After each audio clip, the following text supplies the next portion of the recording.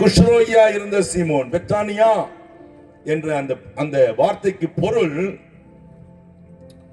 துயரம் அல்லது துயரமான இல்லம், இன்னொன்று வறுமை நிறைந்த இல்லம். துன்பத்தின் வீடு, வறுமையின் வீடு என்று அதற்கு அர்த்தம் உண்டு. எங்க இருக்கிறோமோ அதுக்கு ஏற்ற மாதிரி தான் காரியம் நடக்கும். நமக்கு என்ன பெயர் வைக்கிறாங்களோ அந்த பெயரிலேயே நன்மையும் உண்டு, தீமையும் உண்டு. இந்த துயரமான இல்லத்துல, பெத்தானியா என்று சொல்லப்படுகிற வறுமை நிறைந்த இடத்துல சீமோன் என்ற ஒருவன் வாழ்ந்தான்.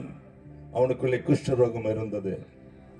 அந்த குஷ்டரோகத்தின் நிமித்தம் அவன் ஒதுக்கப்பட்டிருந்தான். ஏதோ தற்செயலாக இயேசு அந்த வழியே போனார். இயேசுவை அவன் அறிந்தான்.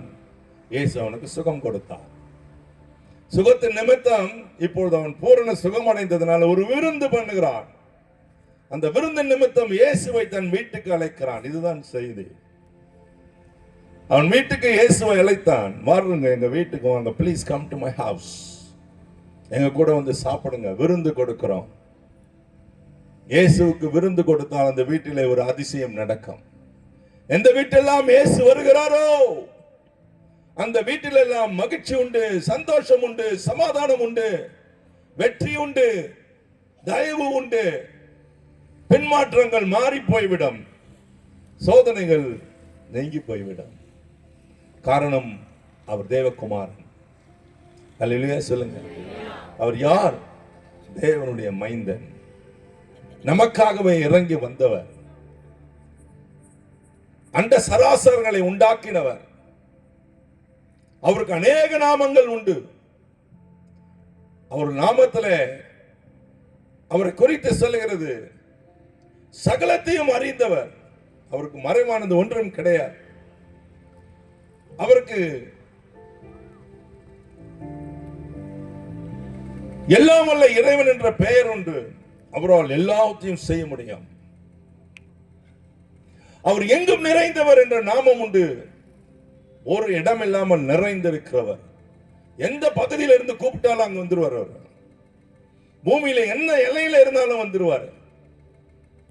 பல வருடங்களுக்கு முன்பாக நான் படித்த ஒரு சம்பவம் ஞாபகத்துக்கு வருகிறது. இரண்டாம் உலக யுத்தத்தில் கப்பல் படையில இருந்த ஒரு வீரன், ஒரு கேப்டன், ஒரு கப்பல் படையில இருந்த ஒரு அதிகாரி திடீரென்று அவன் தொடர்புக்கு வெளியே போய்விட்டான். கடலிலே சிக்கிக் கொண்டான். இப்போ உணவு இல்லை, யாரும் இல்லை, தனியாய் உட்கார்ந்து இருக்கிறான். என்ன செய்வது என்று தெரியல. பசி வாட்டுகிறது. கடல் தண்ணியை குடிக்க முடியாது, எதையும் பிடித்து சாப்பிட முடியாது. இறுதி கட்டத்தை அடைகிறான். அவன் சென்றான். நான் எல்லாராலும் மறக்கப்பட்டேன், எல்லாரும் என்னை மறந்து விட்டார்கள், நான் செத்தேன் என்று நினைத்தேன். இன்றைக்குதான் என்னுடைய கடைசி நாள். ஆண்டவரே, நான் உம்மை நேசிக்கவில்லை, நான் உம்மை அறிந்து கொள்ள வேண்டிய சூழ்நிலை இருந்தாலும் உம்மை மறுதலித்து போனேன். இன்றைக்கு கடைசியாக நீர் நல்லவர், நீர் எங்கும் நிறைந்தவர் என்று சொல்லுகிறார்களே, நீர் இருந்தால் இப்பொழுது என்னை பாரும். நல்ல பகல் வேலை, வெயில், உச்சி வெயில் தலையில் அடிக்கிறது. கீழே இவ்வளவு நீர் இருந்தும் குடிக்க முடியாது. திடீரென்று அவன் செல்கிறான். எங்கிருந்தோ ஒரு கடல் காகம் பறந்து வந்தது. ஏனென்றால் நடுக்கடலிலே கடல் காகம் வருவதில்லை, அது கடல் ஓரத்தில் தான் பறக்கும். எங்கிருந்து வந்தது தெரியல. இத்தனை ஆண்டுகள் நான் கப்பலிலே பயணித்திருக்கிறேன். அது பறந்து வந்தது எனக்கு ஆச்சரியமா இருந்தது. இதை பிடித்துக் கொள்ளலாம் என்று நினைத்தேன். என் கையில ஒரு ஆயுதமும் இல்லை. அது பறந்து வந்தது, எங்கேயும் போகல, நேரம் வந்து என் தலைமையில உட்கார்ந்துச்சு. நான் அதை பிடித்தேன், அதன் கழுத்தை கடித்தேன், அந்த ரத்தத்தை குடித்தேன். எனக்கு ஜீவன் திரும்பி வந்தது. மாம்சத்தை சாப்பிட்டேன், நான் பிழைத்துக் கொண்டேன். தற்செயலாய் அவ்வழியே போன ஒரு கப்பலில் எனக்கு ஒத்தாசை கிடைத்தது. நான் திரும்பி பூமிக்கு வந்தேன் என்று சொன்னார். ஆண்டவர் எங்க இருந்து கூப்பிட்டாலும் உன்னை கேட்கக்கூடியவர். இன்றைக்கு நீங்க எங்க இருந்தாலும் கூப்பிடலாம், நீங்கள் யாரா இருந்தாலும் கூப்பிடலாம். தேவனை அறிந்தவராய் இருக்கலாம், அறியாதவராய் இருக்கலாம், அவரை விட்டு தூரம் போனவர்களா இருக்கலாம், சோரம் போனவர்களா இருக்கலாம், பாவத்திலே விழுந்து சிக்கி வாழ்கிறவர்களா இருக்கலாம், என் சத்தத்தை எங்கே இருந்து கேட்டுக்கொண்டு இருக்கலாம். உங்களுக்கு ஒரு நற்செய்தி, இயேசு கூப்பிடுறவர்கள் அருகே இருக்கிறார். வேதம் சொல்கிறது, பெத்தானியா என்ற பகுதியில் இருந்து குஷ்டரோகியா இருந்த ஒருவன் அவரை தன் வீட்டுக்கு அழைத்தான். அவன் பேர் சீமோன். சீமோன் என்று சொன்னால் கேட்பவர், கீழ்ப்படிப்பவர், கடவுளின் ஜெபத்தை கேட்டார் என்றெல்லாம் பொருள் உண்டு.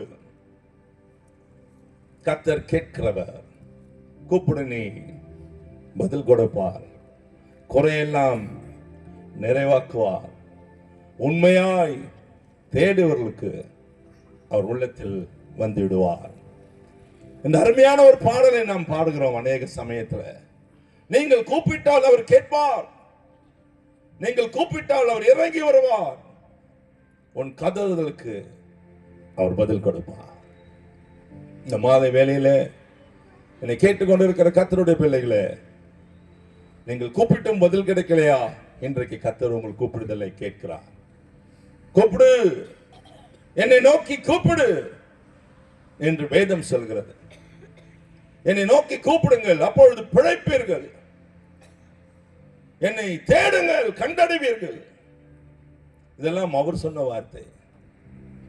என்னை கூப்பிடு. ஒருவேளை கூப்பிட்டு கூப்பிட்டு வெறுத்து போனேன், சோர்ந்து போனேன் என்று சொல்லலாம். இல்லை, நான் கூப்பிடவே இல்லை, இன்றைக்கு தான் முதல் முறை கேட்கிறேன் என்று சொல்லலாம். யாராயிருந்தாலும் கூப்பிடுங்கள், இறைவனை கூப்பிடுங்கள். அவர் நாமம் இயேசு. நான் ஒரு நாள் மிகவும் உபத்திரவப்பட்டேன், வியாதிக்குள்ளானேன்.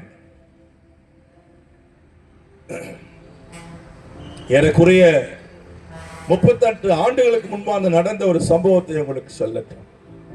அப்போது என் குழந்தைக்கு 8 மாதம்